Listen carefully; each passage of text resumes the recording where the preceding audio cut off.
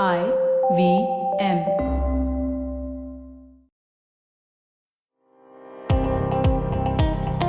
Welcome to Police Chowki, a special limited series on your favorite public policy podcast, All Things Policy.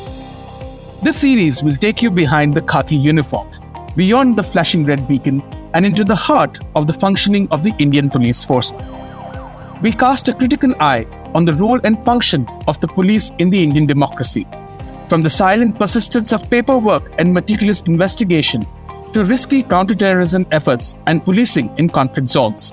We explore the need for police reform and accountability in the system. Each episode brings you a comprehensive exploration of a unique facet of policing, illuminated by the insights of a former IPS officer who has lived the life behind the badge. So join us every Monday morning as we take you into the complex world of Police Chowki. Hello and welcome to the 9th episode of Police Chowki. Today we delve into the seldom discussed world of state police intelligence, which is actually a cornerstone of our security and justice system. We'll be exploring the role of police informants, how technology has improved intelligence gathering, the need for protecting whistleblowers and witnesses, and we'll be also touching upon the ever-present question of public policy, which is balancing operational secrecy requirements of intelligence with democratic accountability. And with me today, we have our guest, Mr. Javeed Ahmad, former IPS officer and DGP of Uttar Pradesh. Welcome back to Police Chowki, Mr. Ahmad. Good afternoon, Shri, and thank you for having me again. Let's see whether we can satisfy some of the public hunger for inputs about intelligence. Let me start by saying that it's not as glamorous as James Bond movies. Right. And actually, that was what I wanted to begin with as well, because we hear a lot more about external intelligence work in India, right? Especially through the movies and popular culture and media and so on. You're always learning about what mission RAW undertook in which country to bring down that government or execute some other national interest and so on. But we don't talk so much about police intelligence, although that is perhaps more pervasive and more widespread than what we would normally expect, right? And as everyone might be aware, intelligence is crucial for policing activities. It is necessary for detecting and preventing crimes, maintaining law and order, ensuring internal security, safety of VIPs, carrying out undercover operations, and so on. So let's start by talking a little bit about how police intelligence actually works, right? So I want to know from you if you can, give me a brief overview of how the police perform the intelligence work, what department does it, who oversees it, and what extent the intelligence is gathered and how it is put to use by the police. And in fact, who does it? Are there career spies in the police, or are these just officers who, shift around the post? So maybe we could start there. That's an interesting question. Most states have a separate intelligence department which works under the overall control and supervision of the DGP and of the Home Department of the state. The intelligence department typically would have two broad, strands. One would be of operatives who are located in the intelligence office and who do long-term analysis and data keeping and data crunching. While there would be another set of people who would be deployed in various districts of the state, collecting ground level information in prescribed formats. Also, depending upon the priorities of that particular district, some issue may be more important in one district and less important in some other district. So this data is then sent to the intelligence headquarters and also to the local SP, who has to deal with these things on a day-to-day basis, so that at the local level he is more prepared for what's building up and what kind of activities are expected to happen over the next 1 week, 10 days, 15 days, 1 month, or whatever. So though that is the two very broad strands of it. The intelligence department is manned by regular police personnel who kind of opt out of the day-to-day street police duties, or the patrolling duties, or the civil police duty as they are called, and they kind of opt into the intelligence department where they do this different kind of work. So over time, they obviously when they join, they are given a training orientation about the ways of the intelligence department. They obviously don't wear the uniform, so they are anonymous in that sense. And they are trained and they pick up a lot of skills from their peers. A lot of workshops happen to make them understand how the intelligence department works. So that's how it is very broadly. Right. And when it comes to state intelligence, I also wanted to know a little bit about the jurisdictional challenges that they might face, right? Because as we know, police are a state subject and we have state police units in every state of the country. And we also have the internal intelligence bureau at the union level. So, how do all these come together? What is the coordination mechanism here? As I said, there are operatives who are working the streets in every district of the country in whatever garb they may be, or in whatever capacity they may be projecting themselves locally. But they gather information and they pass it on to the local SP because he must know what is happening in his jurisdiction. And they simultaneously also pass on information to the intelligence headquarters of the state, where all the information is collated. For example, just to give an example, if there is strong labor movements happening or labor trouble expected, so one district may not get the whole picture, but if the information is coming from, let us say, 15 districts which could be affected or 20 districts which could be affected, then a pattern would possibly be deciphered out of it to figure out the extent of the problem, the shape it may take in the days and months to come, and that kind of thing. So when information comes from like multiple sources, it is collated, and once it is collated, then some analysis is done, looking at the past, looking at the individuals who are involved, their past conduct, and all that, so that a broad idea is formed about what could be the road ahead and what are the law and order challenges that would come up in dealing with that matter. Right. I wanted to dig a little bit deeper into the operational activities. Like you said, there are operators who are working at every district, right? Except the information to them is also flowing from a network of informants. And Indian police, at least, has been credited for building deep networks of informants at every level. Often these are people from communities who, pass on tips to the police and which becomes actionable intelligence later on. Without going into much specifics, I just wanted to know the process as to how a particular operative at a grassroots level cultivates an informant, right? And what are the incentives involved here for the officer, for the informant, and what could some of the ethical challenges that could come in? Yeah, people give information for a variety of reasons to the people, to the operative. The operative obviously have to identify the correct person who is going to give them useful information. There'll be many others who will either talk too much or claim too much or boast and all that. So that kind of filtration is an exercise that is done by a professional to figure out what is the reliability level of the person who's giving the information. This comes with time and with experience and with the track record of that particular person. So as I said, people give information for a variety of reasons.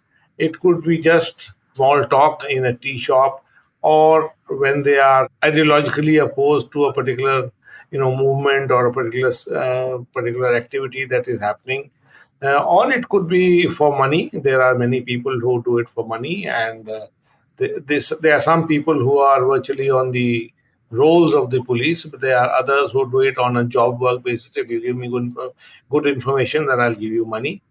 So there are different categories of people, and not only in terms of why they are giving the information, but also in terms of the reliability of that person's information.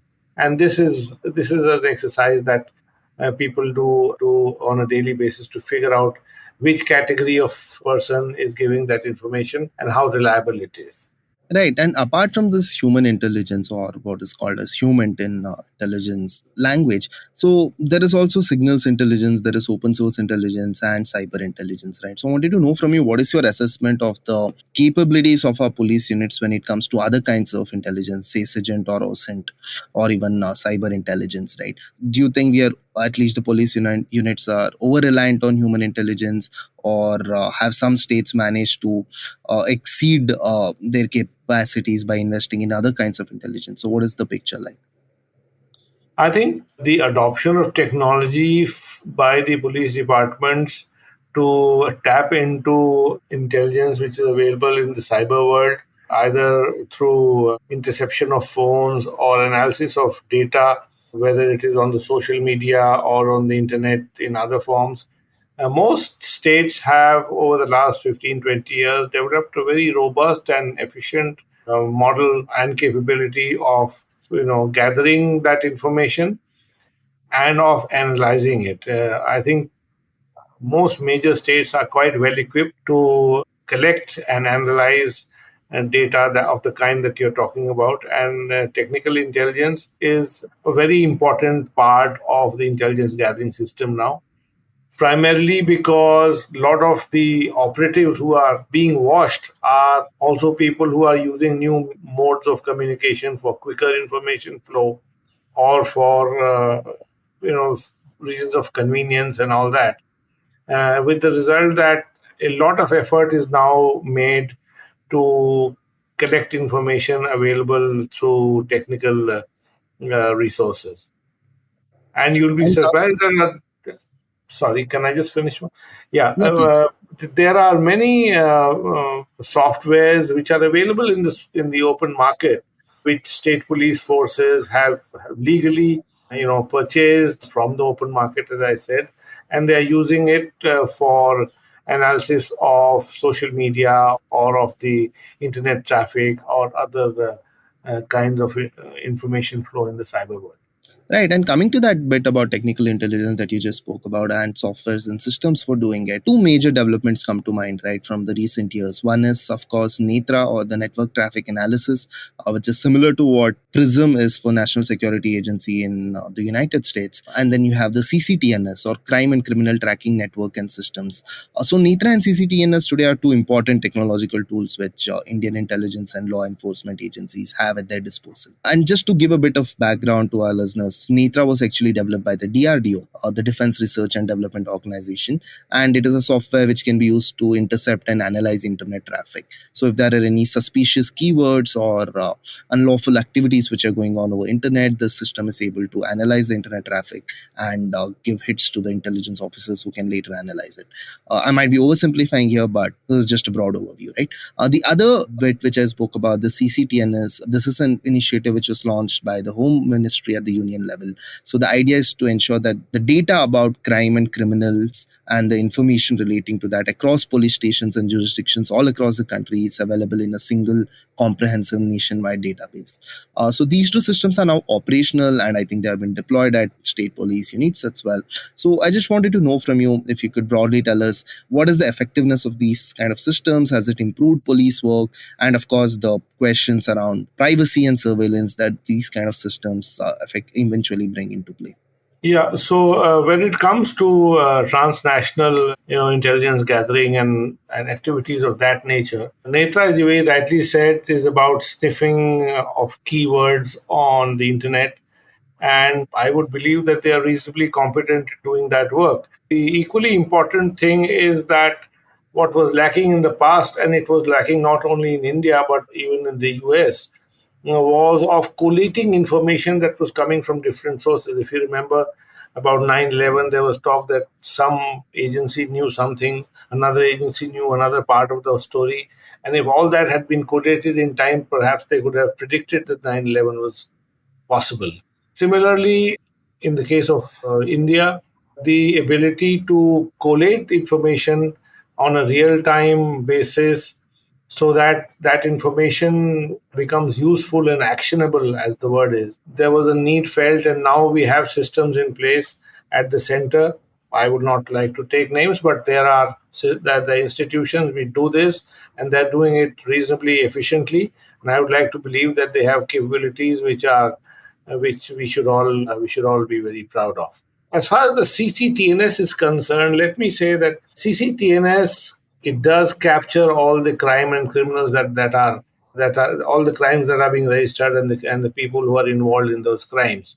But it does not give that the kind of information that investigators require for cracking a case. In fact, what has happened in quite a few states, I'm aware, at least in Uttar Pradesh and a few other states, is that officers who have that background of IT and who are savvy on the internet, and what they've done is they've aligned with software developers, and they've developed systems and applications which use AI, and that application has huge amount of data of everyone in the last five, let us say for the last 5 years or 10 years, depending upon their capabilities. They have data of everyone who's been arrested for, chain snatching, his face, his where he was arrested, where he belongs, that kind of data. And similarly for car theft, for example, or for cyber thuggery or whatever, for various categories of crime, and all this data has been put into this application, which is, I think it's called Trinetr. It's not called Netr. It's called Trinetr. And what they do with that data is that, suppose a person has been arrested in, let us say, in Bangalore, they will use this software to match his face against the data. And if it matches, it will not only tell him where all this person has been arrested in the past, but about the kind of activities that he has done in the past, so that a more effective prosecution of the person is possible. It also has the capability, for example, a suspicious man is found loitering in the market or on a busy intersection. You take his photograph, put it for a match against the data, the facial data, and if he's seen as a person who's done any crime in the past, there will be a match and people can proceed accordingly. What I'm trying to say is that through the initiative of certain officers who have the experience and background, these kind of tools have been developed by various state police forces, and these are being used very widely for the investigation and detection of crime, as opposed to for national security purposes, about which we were talking slightly earlier. All things policy. We'll be right back after a short commercial break.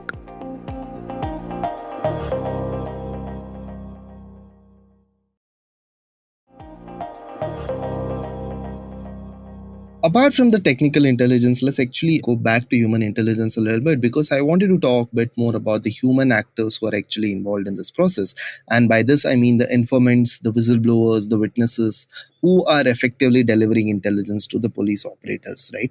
And at many times, due to various reasons, the safety and security of these persons, the informants and the witnesses, are at risk, and they're not able to come up and give information freely. They are under threat to their life, family, property, and so on. They're not able to present their case in the courts of law, and so on, right? I mean, this problem is felt across the world, and an important policy or a measure which can solve this problem to an extent is around whistleblowers protection and witness protection. So now anybody who's watched a police procedural from Hollywood would have seen that, you often have these informants who disappear into the federal witness protection scheme, only to later show up in the court and give evidence and so on. So I wanted to know what is the state of affairs in India with respect to such concerns, right? So India has a Whistleblowers Protection Act in 2011, which was passed during the anti-corruption movement, which was at its peak back then. And then we also have a witness protection scheme from 2018, which the Ministry of Home Affairs released, which wants to provide some level of protection to all the witnesses if they make an application for it. But the implementation of this is challenging. I don't know how successful this is. I don't know if there are studies which have been done on the effectiveness of this policy measure. But I want to know from you as to what your experience has been as regards the safety of informants, whistleblowers, witnesses, and so on in the context of police intelligence work. Now, the experience has not been very encouraging, unfortunately. The witness protection scheme was announced by the MHA, the Ministry of Home Affairs, in 2018, as you just mentioned. And that was taken on record by the Honorable Supreme Court when it was hearing a case of Mahinder Chawla versus Union of India. And the court expected that all the state governments would kind of adopt this and ensure that there is an effective witness protection program in all the states. Obviously, the issue of whistleblowers and the issue of witness protection is very closely linked. So when we talk of one, we are obviously having to talk about the other. Subsequently, I'm aware of at least one matter which came up before the Allahabad High Court, and there was one person who was a witness in a case of murder, and he wanted protection, but the state government said that they don't think he needs protection. And when he insisted, then they said that, all right, we'll give him protection on the day that he is going to depose in the court. So the court then made certain queries, and it came to light that the government of India passed the witness protection scheme in 2018. What had been done was that letters had been sent out to all the districts to ensure that witness protection is done. But in terms of creating structures or allocating budget or for creating SOPs about how this scheme would work, my assessment, not only of the state of Uttar Pradesh, but of a few other states where I have done inquiries, is that nothing very robust in terms of structures has come up. Individual basis, one or two people have been given some kind of protection, but the kind of witness protection that is envisaged in terms of giving a new identity or relocating a person or giving him a new job so that he or his family members can feel safe in a new environment, that kind of thing is yet to take some any kind of institutional shape. Right. And my follow-up question to that is, why is the police not pushing for this harder, or at least the police leadership? Because isn't it in the interest of the police that, if budget is allocated for this, systems are put in place, and we have a successful witness protection program, because this will only improve the quality of their works. They'll be able to secure more information, more convictions in court cases, and so on. So, I mean, does the police even look at the problem in such a way, or do you think this is, witnesses are essentially, or informants are essentially for use and through purposes, that you get what you can out of them, and essentially we don't really need to care about them after that? So what is the police outlook on this generally? I think broadly, what the police wants to ensure that in important cases, especially, the prosecution is able to prove its case in the court, and the witness doesn't turn hostile or is not bought over or bumped off or whatever. So, in certain, let us say, in about 5% of the cases, they are interested in ensuring that the witness deposes and that he's safe, and there's some kind of protection given to the witness. In the remainder of the cases, because of the sheer volumes, they are just not in a position to handle it, and they allow things to go in the normal course. In those 5% cases where they have a stake, if I can use that term, within courts, formal and informal measures, more informal than formal measures, are taken by the police to ensure that the witness is safe and the witness is kept in good humor. Because unfortunately, the witness is equally aware of the importance he has for the police, and there have been instances where witnesses have taken advantage of that, unfortunately. Right. So, of course, I think what you point out largely is a problem of state capacity, and that is what is missing in our police system, right? From policing work to investigative work to intelligence work and so on. So, just about intelligence, a final question to you. So, of course, intelligence units have a wide mandate and have to operate under a cloak of secrecy, which is necessary for keeping their work private and confidential, so that not everybody has access to it, obviously, right? So, but this raises a bigger question of accountability, because so much of work is carried out in secrecy, and there can be all kinds of abuses, abuse of power, abuse of human rights, and so on. Which is why it is important for any system to put in place accountability measures, even for its intelligence units. But in India, largely that is missing. Even at the union level, we don't have any legal backing for these intelligence agencies. They operate out of executive notifications. There is no law which sort of regulates them. There is no parliamentary oversight as well, because I don't think they appear before parliamentary committees which can scrutinize their work. So there is a big lacuna in that regard. So what are your thoughts on this? Is there a requirement for imposing measures of accountability on the state police intelligence? And if so, how can we go about it?